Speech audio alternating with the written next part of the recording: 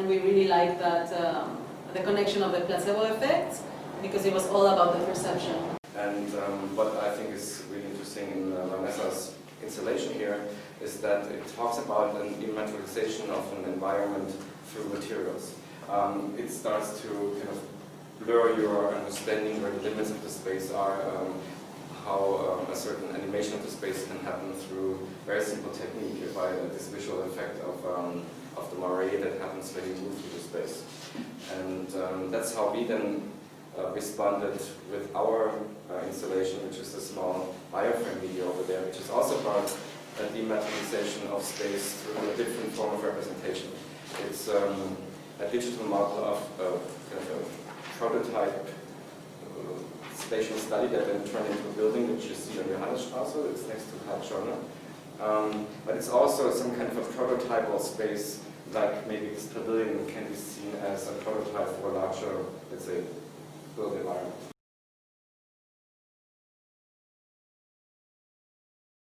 Because by coincidence, I was also collecting not such a large. I had a few envelopes of my own, like when I was living in New York, and when he invited me, I really loved the process of going through his whole collection of like 500 or so envelopes and categorizing them by different shades, by different qualities, and then basically doing the process together of designing the layout.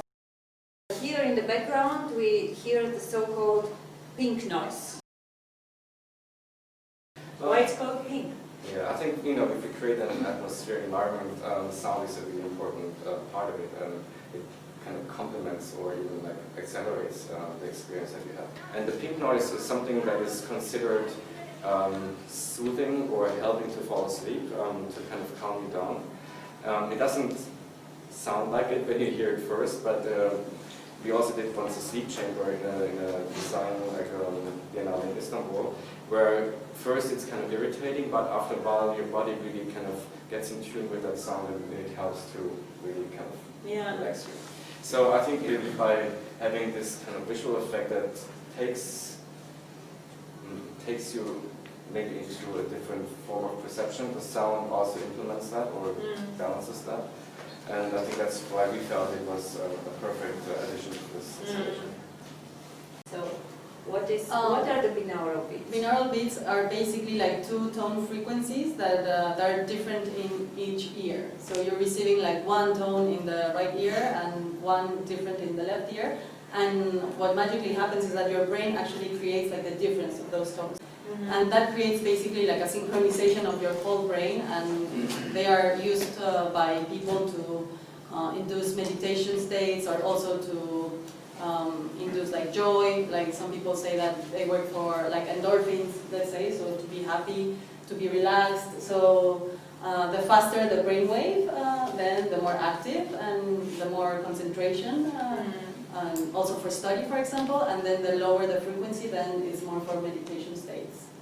And I've been very interested in these binaural beats since a few years now. I've been actually even using them to explore like meditation, and I thought it was a very interesting thing, because when I was reading about the moire effect and the interference, it's actually basically the same thing, but sonically.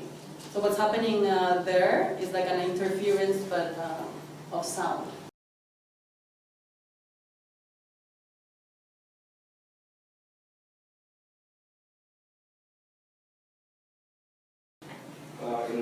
I think the basis of our work is to look at the relationship of the body to the space, and that happens in different media. Of course, there's an interest in how new technologies, of course, the digital world changes the way how we design and also how we can produce space.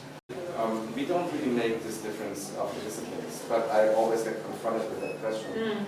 We do show this work in art galleries, in art museums, in design biennales, in architecture museums. So it's mostly the context that makes the discipline of the work. It's the same thing that sometimes gets shown in different, let's say, areas. What's interesting is that the discourse in each discipline is completely different. No, but even if you go back to Niklas Luhmann in his writings, form is exactly that line between two conditions. Yeah. So you find that form, of course, in an object, between whatever, containing or not containing, but you find it also in formalities in ways how we construct, let's say, protocols, if there is a reception.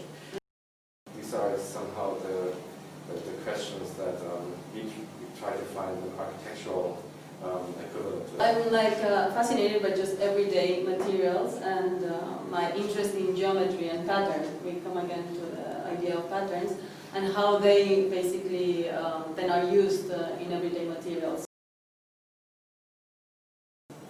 Well, I think on Monday we can... Give us a placebo!